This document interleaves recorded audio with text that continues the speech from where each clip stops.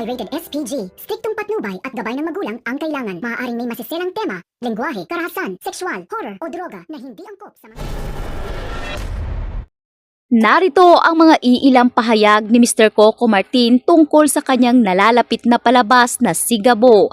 Nauna niya na ngang inanunsyo na meron nga raw siyang ipapalit na palabas pagkatapos nga ng FPJ's Batang Quiapo, na kung saan agad naman niyang sinabi na hindi umano mababakante ang kanyang mga staff dahil marami umano ang umaasa sa naturang palabas at marami ring mawawala ng trabaho kung sakaling puputuli na ni Coco Martin ang paggawa ng pelikula.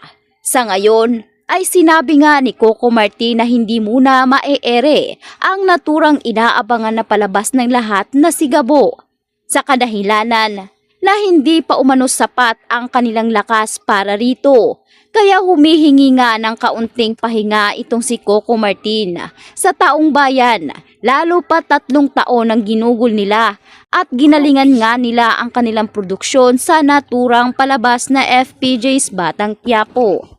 Kaya naman sa pagkakataong ito ay sinabi nga ni Coco Martin na may mga iilan ding mga artista ang babalik sa kanyang palabas na Sigabo.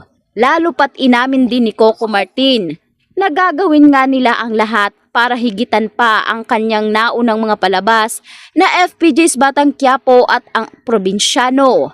Gagalingan umano nila at bibigyan nga nila ng makahulugan na kwento ang naturang palabas. At sisiguraduhin umano ni Coco Martin na mga batikang aktor ang kanyang kukunin para ilatag sa taong bayan ang napakagandang kwento na sisimulan nga ni Coco Martin na itong Sigabo.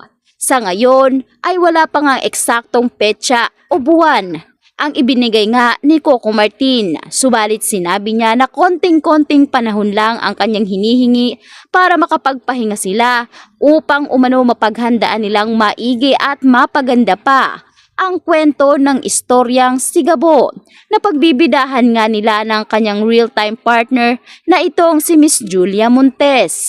Sa ngayon ay wala pa nga naeere si Coco Martin na palabas na itong Sigabo dahil pinalitan muna ito pansamantala ng palabas nga ni Miss Kim Chiu at Paolo Avellino na itong The Alibi.